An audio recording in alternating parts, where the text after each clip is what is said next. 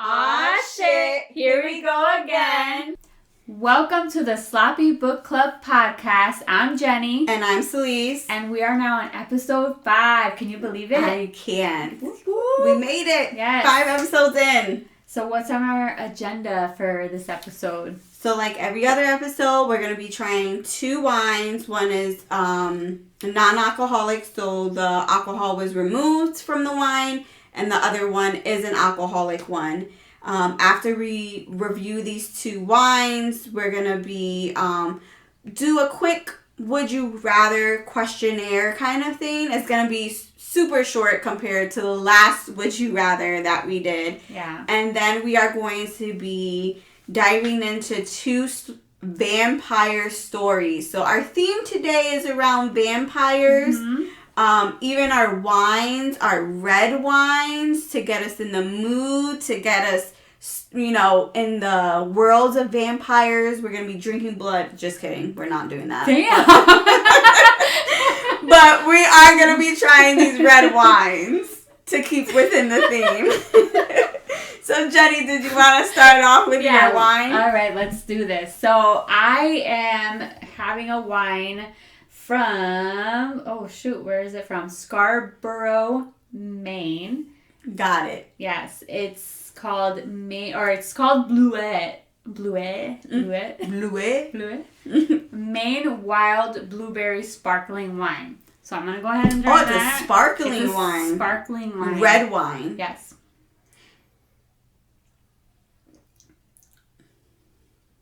Oh, that's good. You like that? Yeah. That's really good. Okay. No. All right, the aftertaste. It always gets you during the aftertaste. No, yeah, I don't know if I like that. It's the after. Nope. I don't like it. No. I'm done with that. That. Oh, that's bad. Is it like a bitter aftertaste? It's not even bitter. It's just a really bad aftertaste. The face you're making is not selling. No, because I was going to try it again, but I don't think I want to. Mm-hmm. I think I'm good with that. I'm so intrigued. That's really fucking gross. Really? Yeah. Gross. No. Wow, I don't think we've ever had a gross one. So yeah, we're not going to be drinking that one. So the next one is... Oh my God. The next one is going to be by Frey again. This is a Merlot that they have. So, as you guys know, we're in episode 5, and I've been trying Frey, all of their different kind of wines, and like this non-alcoholic wines. Yes, and this one is their Merlot. So hopefully, I am going to have a better reaction than Jenny. I'm still in pain. I can this see is really bad. I can see it in your face. This is very interesting. So hopefully I'm not going to be making the faces like you. It smells good. Well, so did mine. And that didn't work out. Yeah. You know, I'm not a Merlot fan. I've never really been into red wines anyway. Yeah. It's just not my thing. There's one red wine that I really love, and that's not it. No. Yours is bad too? Ooh. No. Yeah. Frey, you almost had me. Yeah, that's not, no. Okay. Ooh, that's not. Well, that sucks. Yeah, that's a no for me. That's a hard no. Now we know. I'm kind of feeling what you're feeling, like the aftertaste. Like mine almost kind of like went to my head, it did something to you. Yeah, and you didn't like it. I 100% will never in my life drink that again. Oh, good to know. Yeah. And like I said, I'm not a Merlot fan. And this wasn't for me. I've loved every other wine that I've gotten from Frey so far. This isn't selling it for me, unfortunately. Yeah. Hopefully this isn't foreshadowing like our reviews of books because our wine are but it's not. We actually really enjoyed the 2 books we're gonna be reviewing. Maybe. Please. I know one of them you really enjoyed. I love one of them. The other one, the second one we haven't discussed really at all, so I really don't know what your feelings are. But the first one, I definitely know how you feel about, and you really enjoy this one. But yes, let's get back into it. Let's do those would you rather questions. Okay. So we have a few. So the first one we're going to start off with is your mate. Would you rather your mate be a vampire or a werewolf? Okay, this is a tough one for me. Because I was always team vampire. Okay. But now thinking about it, like, I don't like that whole blood thing, like sucking on my blood or having to eat other people and get blood from other people. It's just not an attractive quality. Okay. So I would say werewolf, because for the most part, anytime you hear about a werewolf, they're human, essentially, and they just shapeshift into a werewolf. Yeah. And they don't necessarily have to hunt and eat, you know. Yeah, they can eat whatever they want. So, I would go werewolf. Yeah. Agreed. I would do werewolf as well. I don't find it's not going to be for me. Yeah. You going out there and just biting into someone's neck. It's just not my thing. Yep. But hey, if you want to shape shift, you know, take that outside. You know, take it outside. That's fine with me.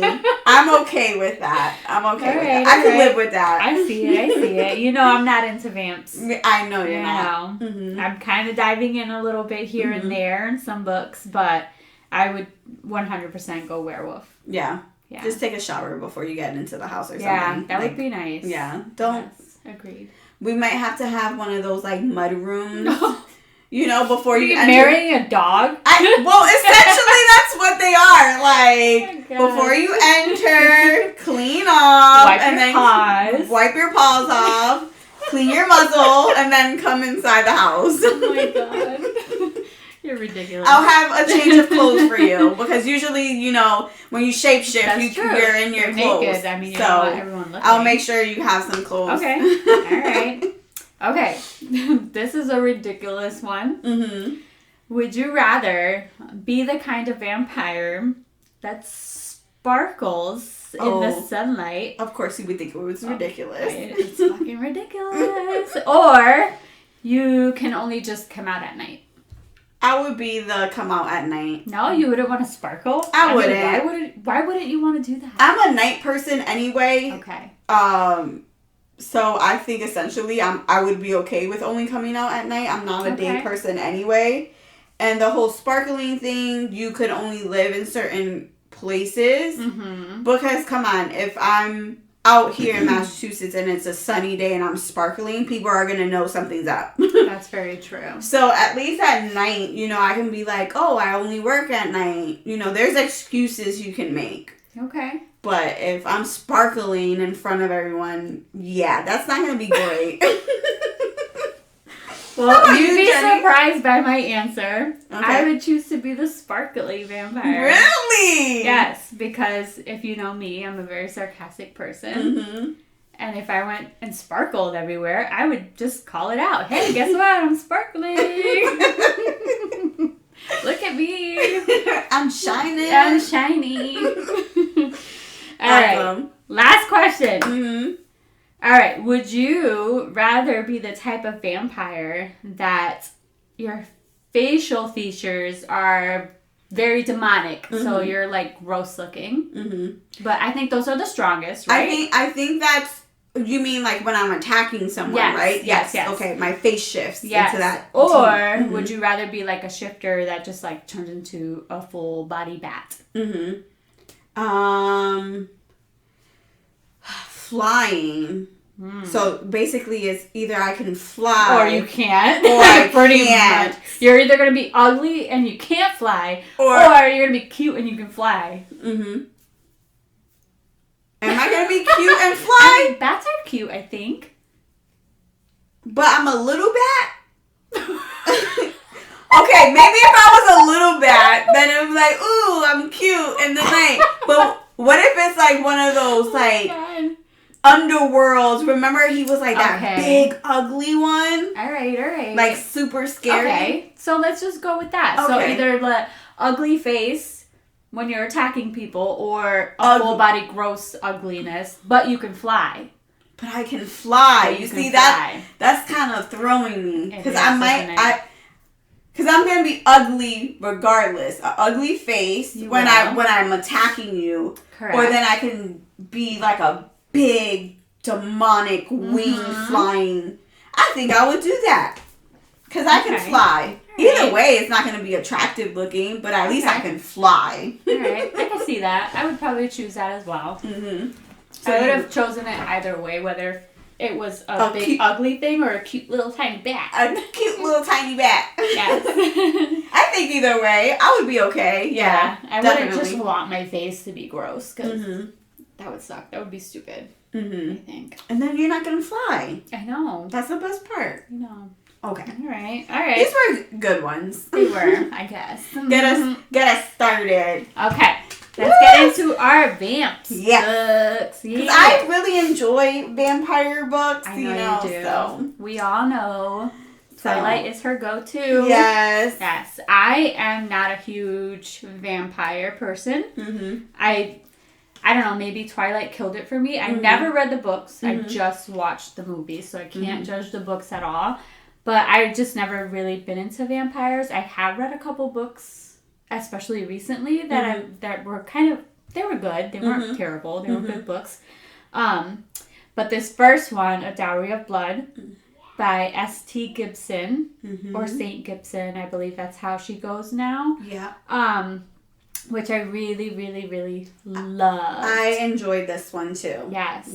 So, I actually ran into this book on TikTok, I want to say. Some random person said, one of those TikToks that are like, oh, read this book with this one sentence or whatever. Yes. And I'm actually going to read that because... The sentence? Yeah. Okay. And when I read it in the book, I was like, oh yeah, all right, it's good.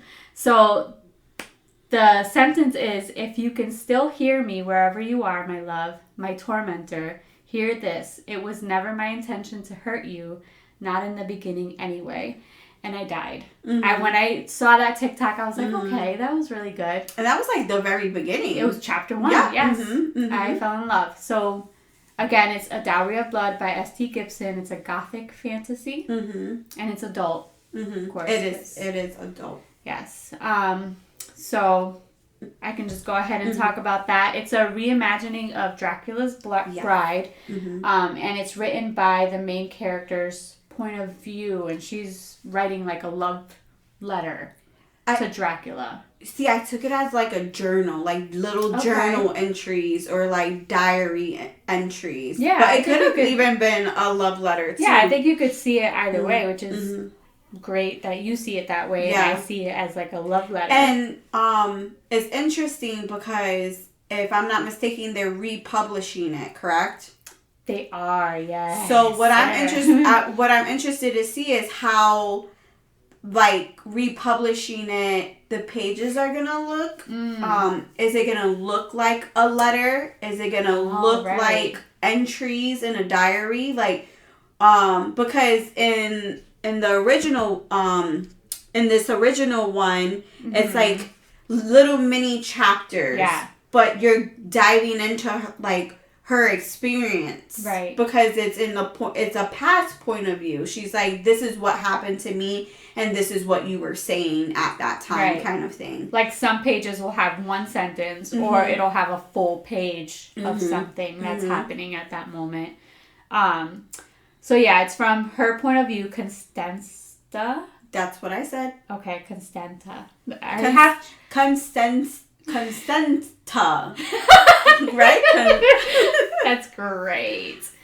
I'm just gonna say main character because I really had trouble saying her name the entire time. But when we meet a new character, some point in the book, he calls her Constance, and that's what I started saying, Constance.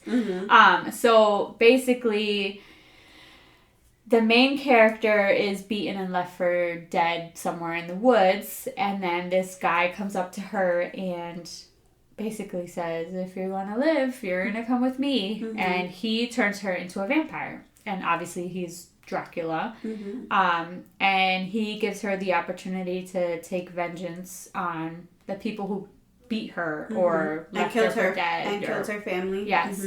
Mm-hmm. So she's already like obsessed with him because he gave her that. Mm-hmm. You know? So basically... A power of vengeance. Exactly. Who wouldn't fall in love with somebody who actually allowed you to have that and have you be powerful. Mm-hmm. So they basically live through centuries of love, sex, and killing.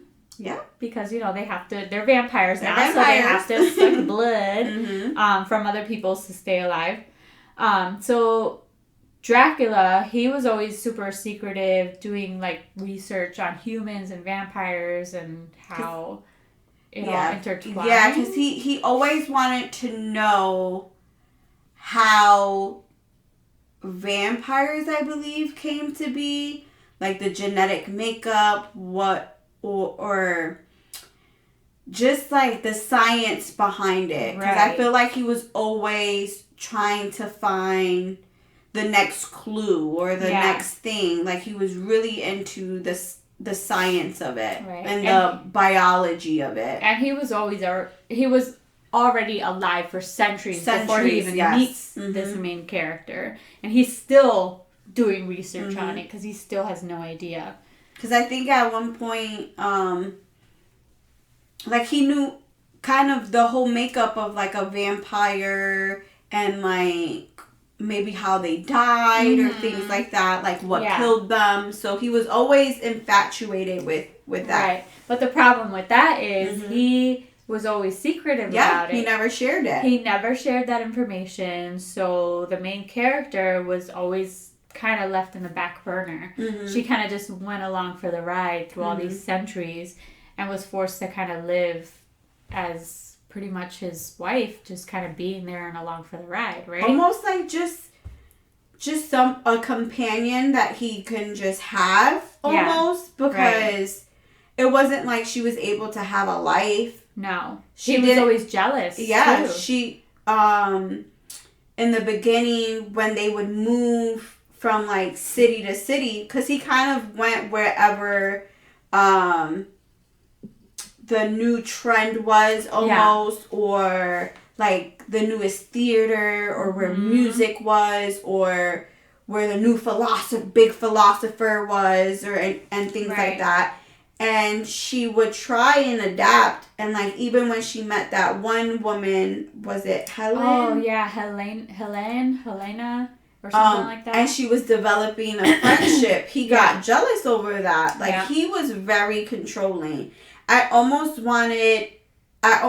thought like he wanted someone to just sit there and look pretty. Yeah. And who didn't, that didn't give him any like grief. Talk back. You know? He didn't want you to have a mind of your own. Right. He wanted you to follow his rules, and that was it. Yep. So they constantly moved because of that. So there was a plague in the beginning, so he was like, oh, we gotta get out of here. Yep. And she was like, wait, like, you know, that's where she's from. But she followed him anyway. She met that friend. And he was like, well, what are you guys? What's your relationship? And then they I think you like her a little bit too much. Yeah. They moved again. So then that brings us to Magdalena. So they go to Spain and they meet this Magdalena, but they automatically go to her like estate or whatever. And Constanza, she was like, well, how long have you known her? Yeah. Is this just like a new thing? Have you been in contact with this person? Because automatically Magdalena and Dracula have like this connection. Yeah, chemistry or something.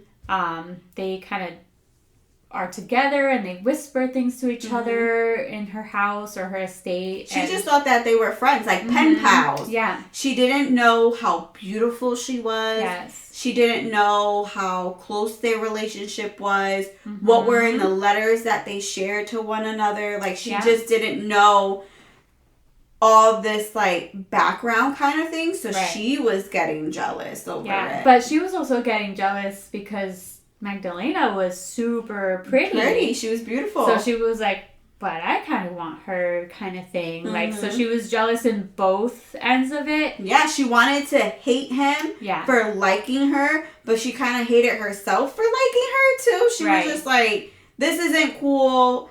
I'm attracted to her. You're attracted to her. Yeah.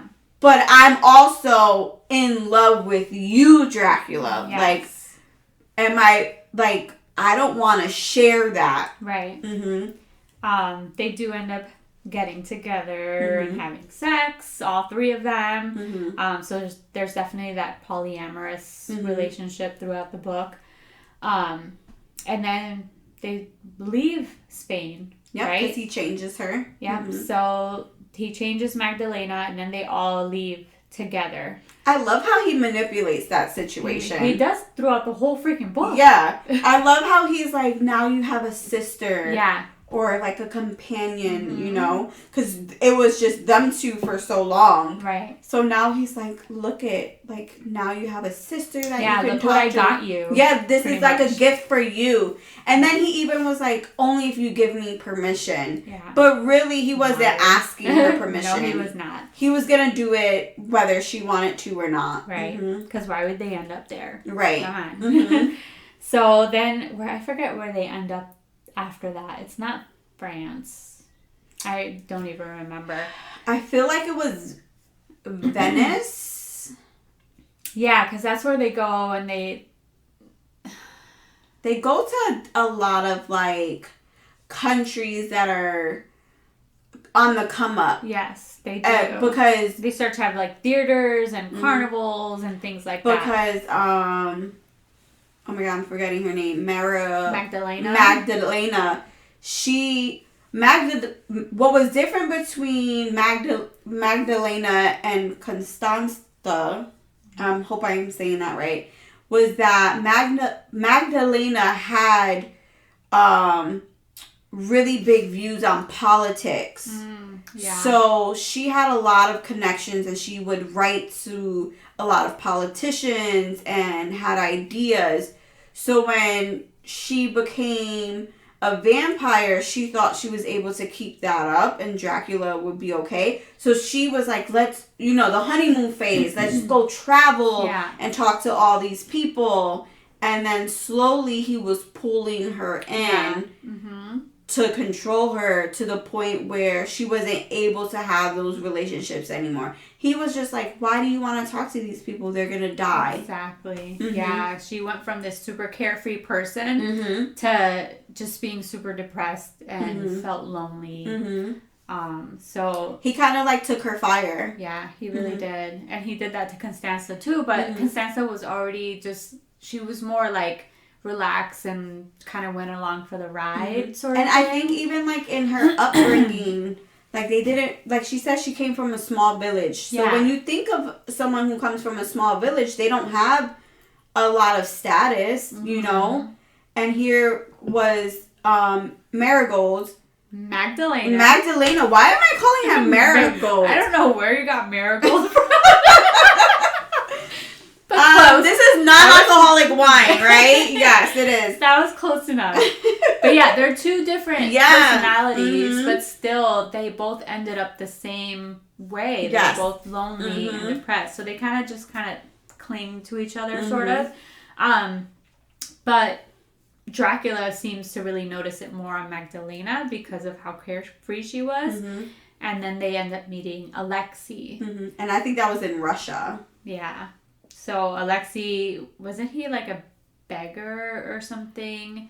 He was poor. He was he wanted to be an actor. Yeah.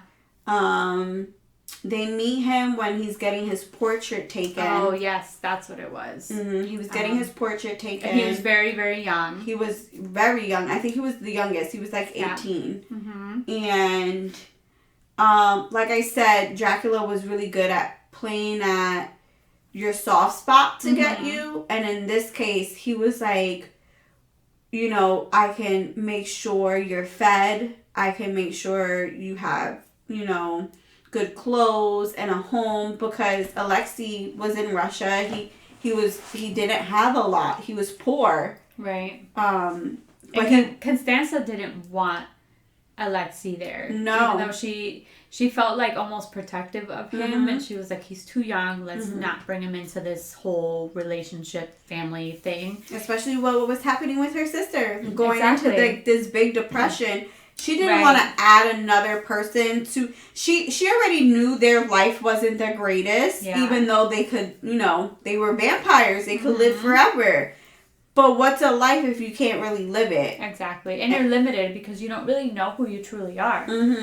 He just changed them and then didn't really tell them what they could do or who they are or whatever. What their power was. Anything, really. Nothing. So, Dracula changed Alexei, regardless of what Constanza thought about it. And they all ended up living together and being happy like they always did right at the beginning. The honeymoon phase. Yep, the honeymoon phase. But what he didn't realize was that Alexei was super carefree. Like, even more than Magdalena. Like, he would bring people around, bring them to the house. Yes, which wasn't allowed. Nope. He was just like, I'm my own person. Like, there's things I want to do. Right. And I don't know if that was, like, the male dominance coming through. Yeah. Because I feel like the women were, like, as much fire as they had, they also were submissive to Dracula, and Alexei wasn't. Yeah. So, eventually, just things just started happening that kind of brought out more of Dracula's secrets. And Constanza really wanted to figure out what he was researching. So she started snooping around. She ended up finding letters from centuries and centuries of wives and husbands, lovers, stuff. Yeah, like, and she had no idea. She thought maybe she was the first one. So already those are plenty of lies. Yeah, and it raises the questions, well, if you've been alive all these centuries and you had all these lovers, where are they? Exactly. Where did they go? What did you do to them? Yep. So that was her fear, was like, okay, when he gets tired of us, is he going to kill us? Yep. What's going to happen? So that was her fear too, because she really wanted to know, like, where are these people you've changed? Because, like you said, he lives for centuries. Right. There's others like him out there. Yeah. And they started asking questions, and he really didn't like that. So there was always a lot of tension. And eventually, towards the end, Constanza persuades Magdalena and Alexei to sort of kill Dracula.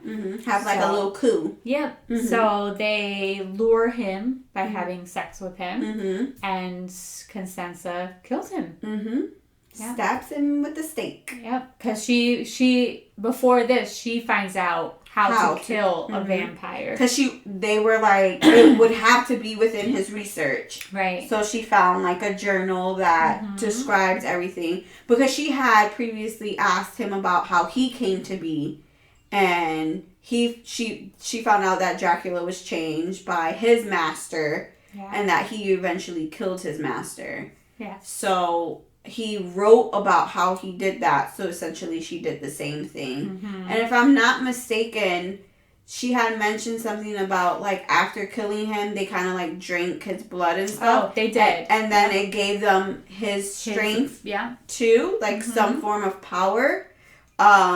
Because Dracula had said that he took the power of his master. Right. So essentially, they took the power of Dracula. Yeah. It was a great book. An amazing book. But I also... So they kill him, and then now they're like, what do we do kind of thing. So they all do like their own. Yeah, they go their separate ways to whatever they want to do in their lives. Alexi goes to America because that's like the new thing.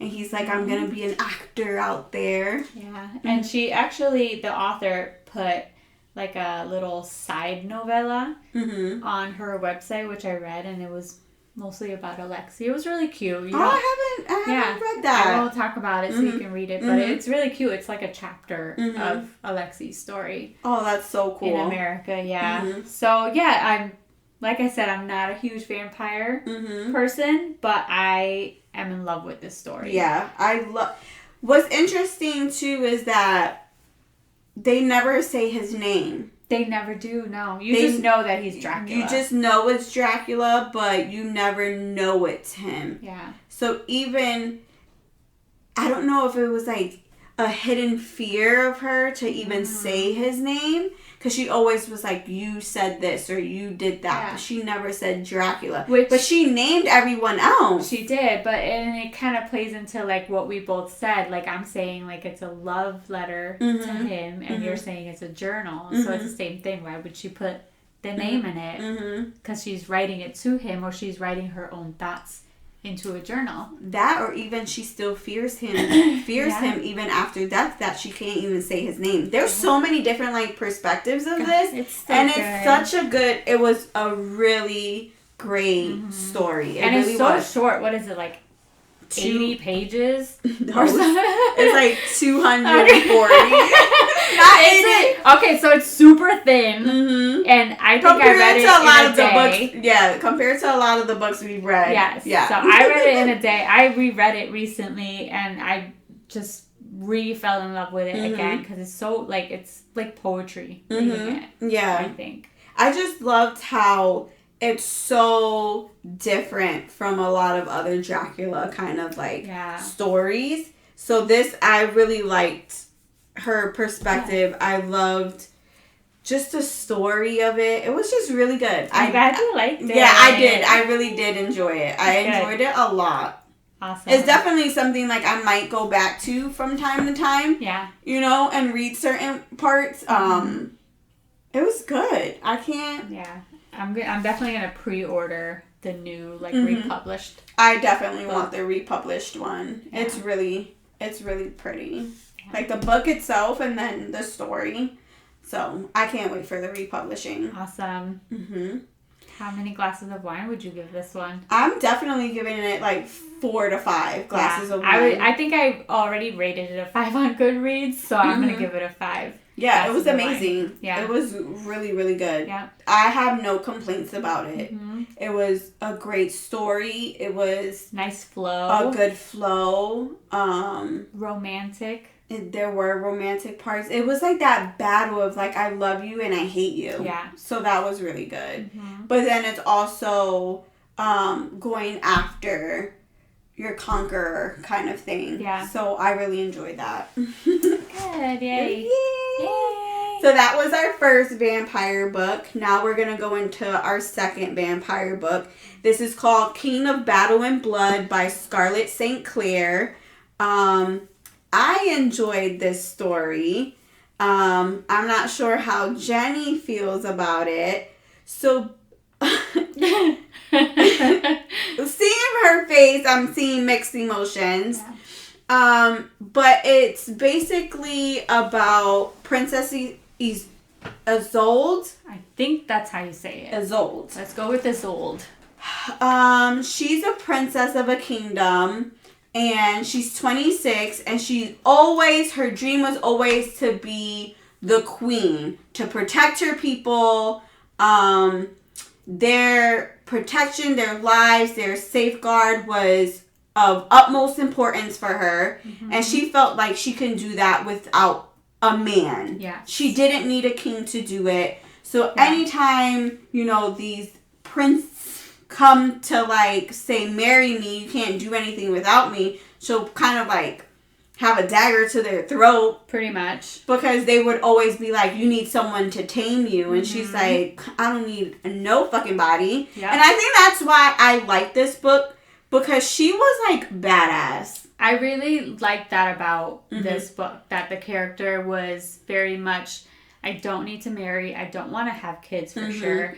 I just want somebody to have sex with. She wasn't a damsel in distress. No. She there was nothing weak about her. And she was very open about her sex and what she wanted. Like, she was straight up when it was about the second command. Oh my God. Kellen. How his sex sucked. The fact that she even mentioned that within the first couple pages, I think what drew me to this story. Because I was like, wait, if she's already coming at this man because his sex wasn't good, and she was like, there's no way I'm going to settle for less. Yeah.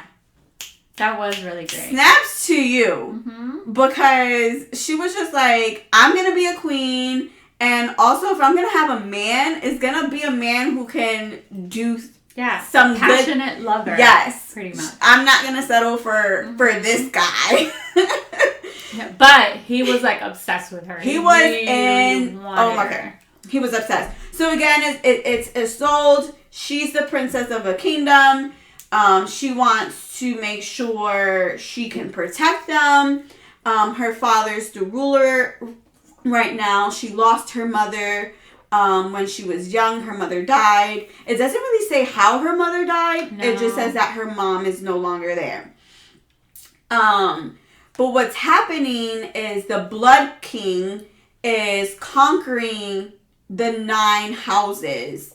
And part of the 9 houses is actually her kingdom. And her father doesn't really want to go to war. He doesn't want to lose his people. So he invites the Blood King, Adrian, to come and basically negotiate a surrender. Like, I'm going to surrender to you, but please protect my people. Yeah. And so when the Blood King comes, he is like, okay, I'm going to protect your people. I'll take your surrender, but I want your daughter as my wife. Yeah. Oh, as his queen. Oh, as his queen. Yes. Not his wife. Not his wife. He said, I didn't come here looking for a wife. I want a queen. I want a queen. He wanted a ruler, a partner. Which when he said that, I was kind of like, ooh, I kind of like that. Because there was a certain line and that he said that, and I was like, okay. He didn't want no, like, trophy wife. He wants somebody to rule with him, which I really liked about him. Yes. So, of course, the Blood King happens to be a vampire, and his all his army is vampires. People are scared of him. So at first, she's like, I can't marry a vampire. I've been raised to hate them, to fear them, to never want to be around them. How can I agree to this? But then the more she thought about it, she was like, if we go to war, I can lose my father. Yeah. And that's the only person she really loves at the time is her dad. So she's like, I can't face that. So what she decides is she agrees to marry the Blood King, aka vampire, and in this process, she's attracted to him. Yeah. Like, it's like really, hot and heavy attraction. Yeah, like, I'm gonna go into my room and touch myself thinking about him, but really I shouldn't. Okay, wait, side note. Literally the first chapter. Yeah. She, like, runs off into the woods, kills this thing called a striga, which we'll talk about later because I don't understand this whole striga, whatever this thing is. It, like, hurts her in some way. She kills it. But she was hurt by it. Yeah. Oh, she had met Adrian prior to... Yes, this is what I want to talk about. Yes, I'm so sorry. So, like, prior to even the Blood King coming to the kingdom to negotiate with her father, she came upon him not knowing he was the Blood King. Only knowing that he was a vampire. And he, like... So she gets hurt, and he goes up to her, and he, like, licks her chest. To heal her. Yes. And he was like, you're so sweet or something like that. It was actually really hot. So she was just like, okay, I like this, but I shouldn't like this. So then finally she's like, I can't be talking to you. And she like runs away into the castle. But when she gets to the castle, she's like, I need some time to myself. Yes. Like, and she keeps getting disrupted. Like, she runs through the woods, runs through a gate, past guards, runs up a freaking tower to her bedroom. Out of breath. Yep. All to masturbate from what happens when he licked her wounds. But she keeps getting interrupted. And she's getting so mad about it. Yes. So she never relieved herself of that like frustration. Yep. And then here he comes walking in the next day to negotiate, and she's just like, oh my God. I mean, like, the steaminess of the book is awesome. It really is good. Really, all good. The steaminess, the sex, all that is great. So she winds up, agreeing to the marriage. Yes. On the way to his kingdom, they get married in her kingdom. Yeah, it all happens really fast. It happens really, really fast. She gets married to him. Her. Obviously, everyone from her homeland is like, this is the most terrible thing. So they're treating her wedding as a funeral. Yeah. Usually there's flowers thrown. There's, a feast, all these things. But because he's a vampire, they're like, we don't want these other vampires in the castle. You're marrying a vampire, like, no. So they're treating it as a funeral. And everyone around her, they're like, you're going to be close to him. Kill him. Yeah. Try and kill him. But again, she's kind of infatuated with him. So she's like, I don't know what to do. I know I should kill him, but I also kind of want him. She tried. And she tried to kill him. She did. So when they consummated their marriage, she stabs him in the process, and he kind of likes it. He did. And he gets off of her. Yeah. And he was like, you're gonna want me, and I'm gonna wait for you to want me. He basically punishes her because he doesn't let her have a release at all. So he stops mid getting hot and steamy. He's like, well, you want to stab me? This Have fun. Happen right now. So she wakes up in the middle of the night. That was a good one. Trying to relieve herself, and she can't. And he's watching her. And then she's like, you know what? Fuck it. So then she goes over to him and she gets on him, kind of thing. So she's like, I shouldn't want this, but I do. Yeah. My favorite part is when what does he say? Oh my God. They're in the process, and the commander, Kellen, is outside the bedroom, and he knows what they're doing. Yeah. And he was like, sing for me, so he knows how good I am, kind of thing. That was a good one. So I was like, oh, I like him. I like him so much, because he knows Kellen's outside the door, not only eavesdropping, but I think it's also to protect her.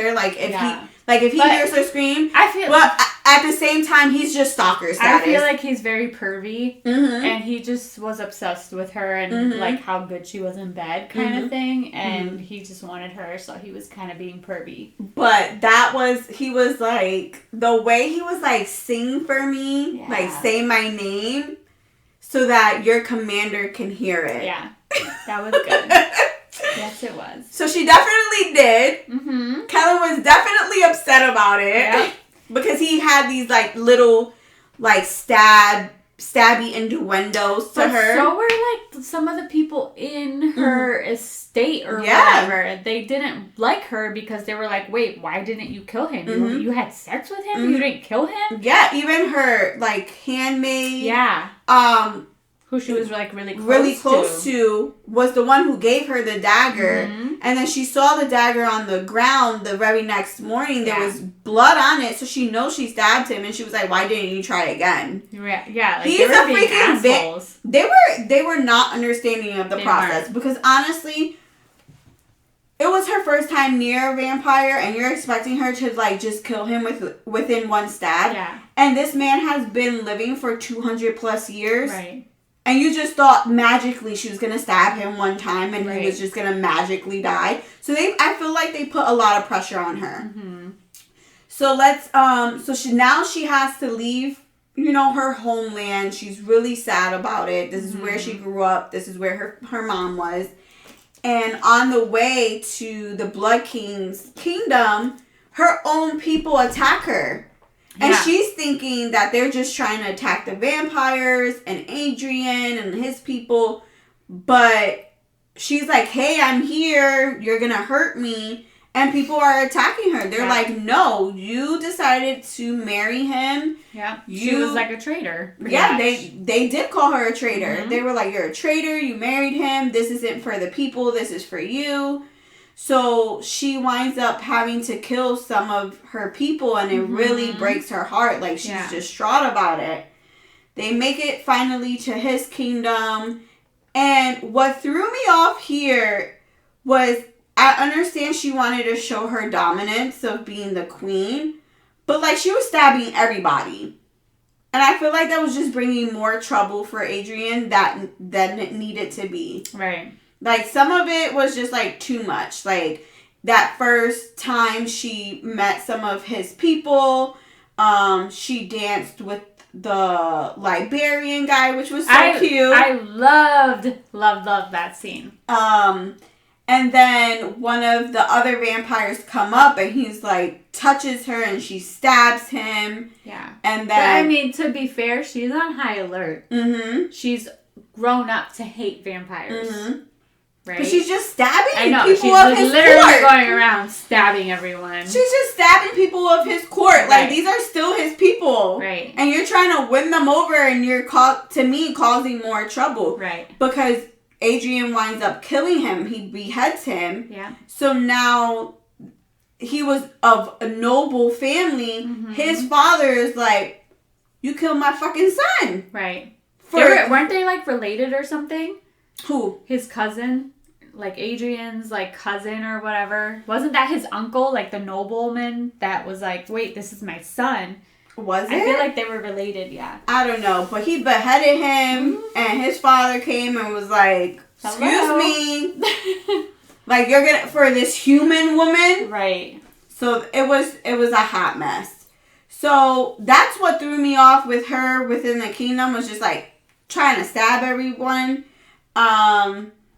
I love the bickering between the vessels, the blood vessels, like the woman that Adrian had to feed, obviously, because he's a vampire. Mm-hmm.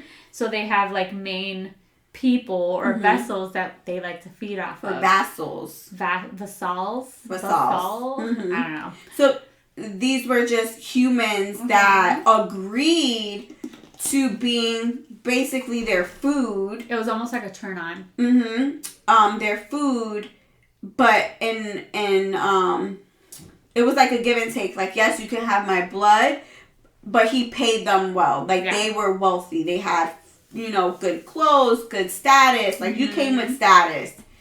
And his was like, I'm Queen B. Yeah.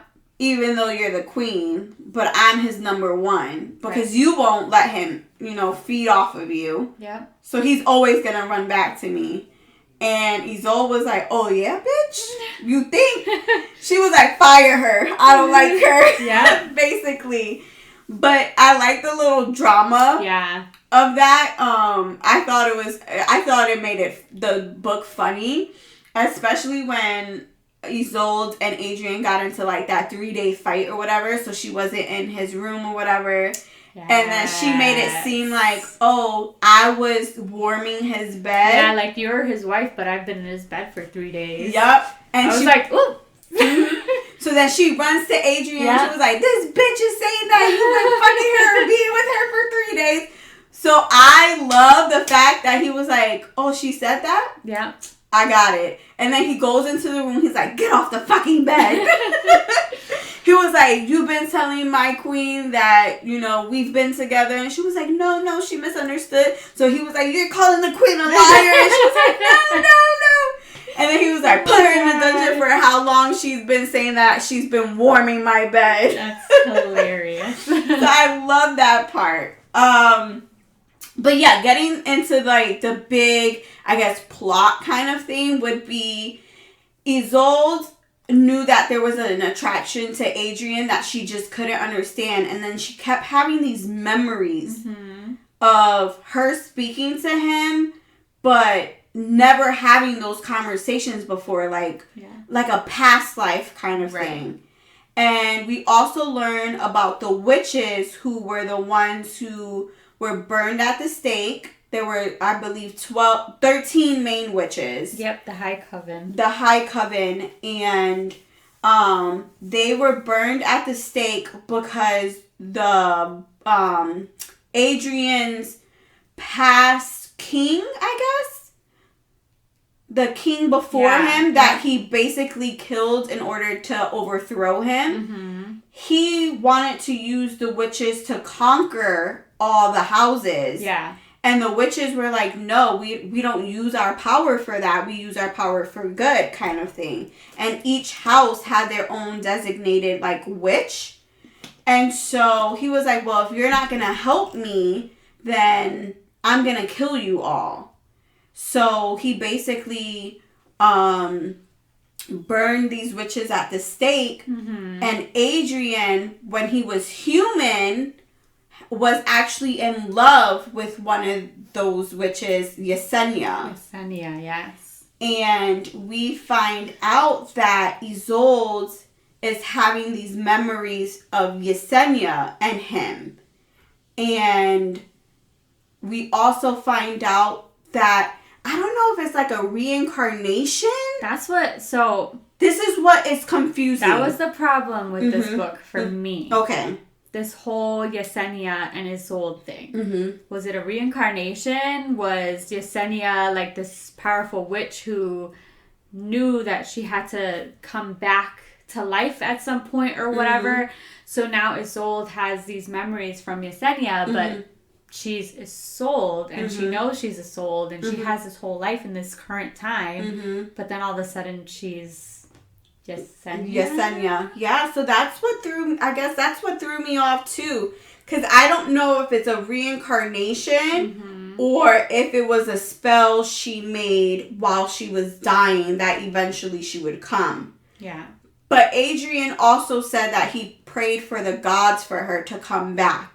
Yeah, but still, so was that like, a granting? Is it Yesenia's brain now in Isolde, or are they like the same person? Are they not the same person? And now she's thinking all these memories of Yesenia. That's what I didn't like about this so that's the confusing part. So she's having these awakenings of like her connection to Yesenia and what Yesenia meant to Adrian.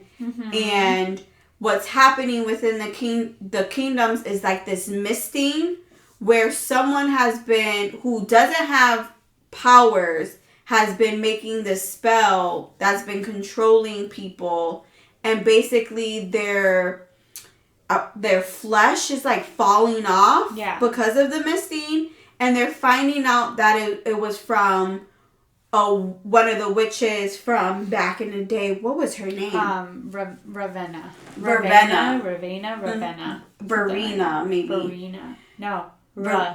It started with an R. Ravenna. Did it start with... Why did I think it started with a V? I don't know. But yeah, they find out that it's her who's doing it. And she was a witch, but the witches had actually bound her so that she couldn't use her magic anymore because she was becoming evil because of that previous king. With the king. She was working with the bad king. And so her powers weren't at its full potential. So essentially it's like a human doing dark magic and nothing comes good from that. And her power was actually teleporting through mirrors and like reflections, and that's why they haven't been able to find her, and she's been able to do all these things. And she's trying to get a book. And in this book, we find out is how to bring people back to life. And that's basically how the story ends. Is Isolde knows that she has some relation to Yesenia or reincarnation. She's in love with Adrian, and she's like gonna do whatever it takes to protect him. But now their biggest, like, I guess, enemy is, what is her name again? Verena. And she has the book. I said it wrong again, didn't I? I butcher names. And she has the book of basically how to bring the dead bring the dead back to life. Right. And my only thing would be she's probably trying to bring back that bad king. Yeah. Because he was the one who kind of gave her power, and they worked together, and, you know, that was her person, basically. Mm-hmm. So, yeah. I enjoyed it. I liked it. So, first time I read it, I was like, meh, I don't think I like it. Mm-hmm. Second time I read it, I liked it. Mm-hmm. I just felt like there were some things that I couldn't really get past. So it was a good, like, romance, enemies to lovers.